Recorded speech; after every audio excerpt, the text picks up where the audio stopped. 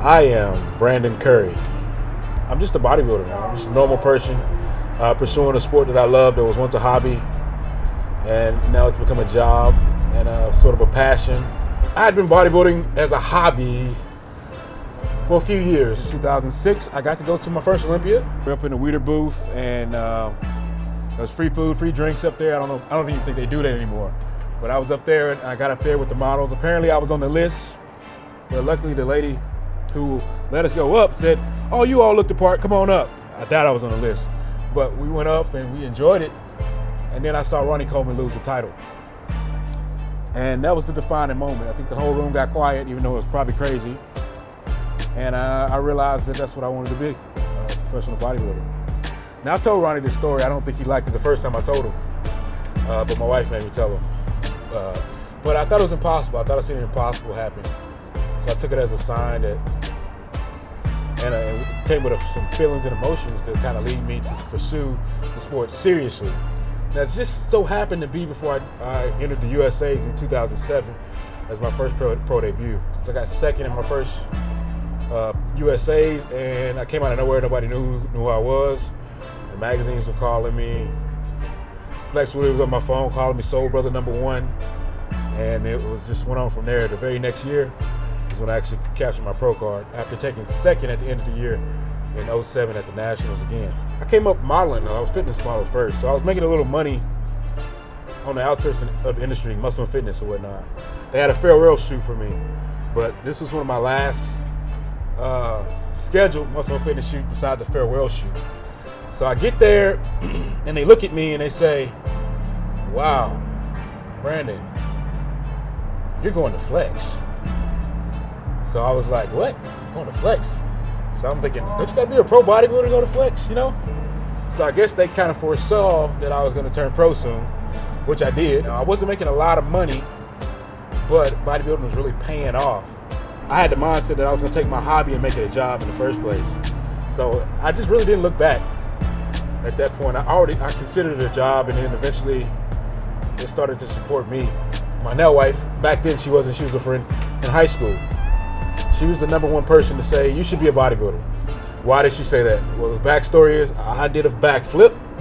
She saw my abs and she was like, "You should be a bodybuilder." I was like, "I'm not gonna go on stage in a Speedo. Sorry." Then it was about a year later, and I had called her and told her I won my first bodybuilding show. So she was right. Coming to Olympia, I was just like, I made it.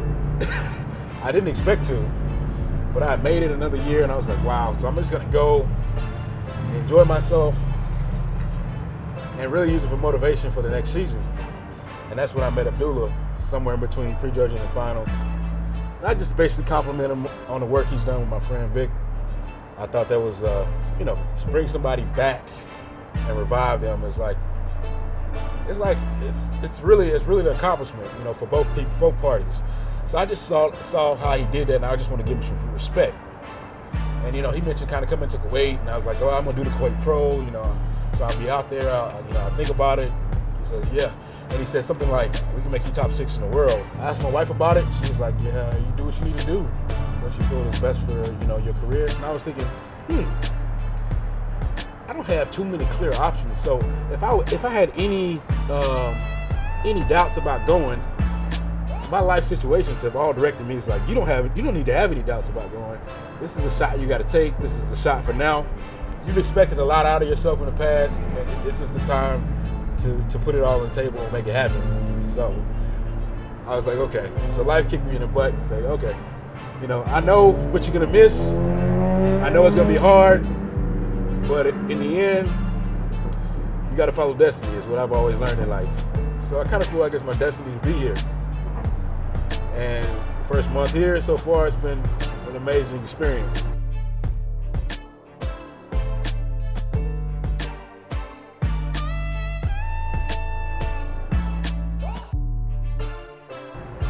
Hasn't been easy. Nothing's easy that's worth anything. Training is brutal.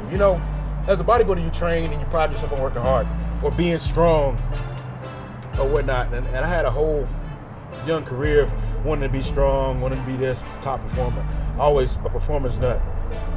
Got away from that and went more into my bodybuilding focus side to be smarter, increase my longevity of my career, which was a good thing.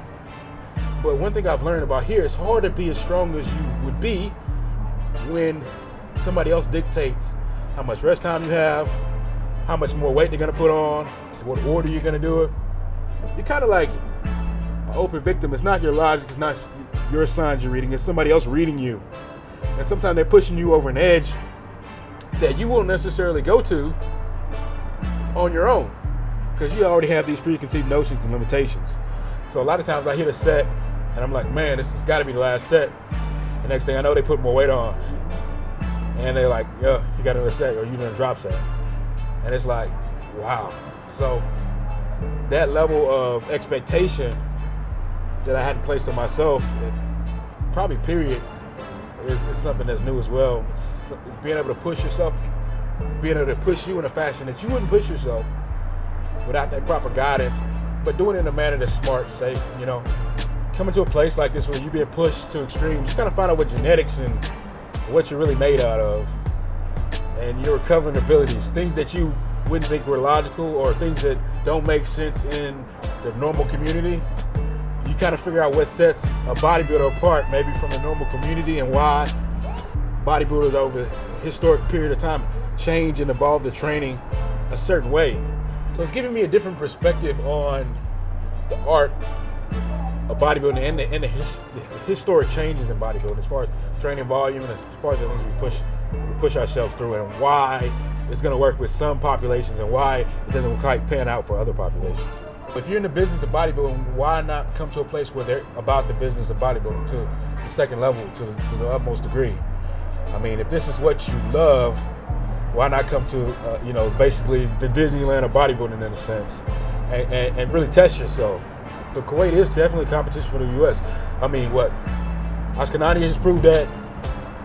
Big Ramy has proved that. Rolly Winkler has proved that. Nathan Diasha has proved that.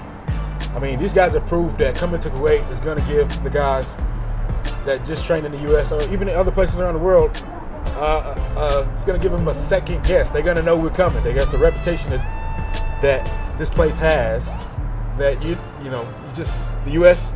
has kind of lost its luster. That doesn't mean that bodybuilding is not good there. It just means the concentration of what they're doing here is on a different level.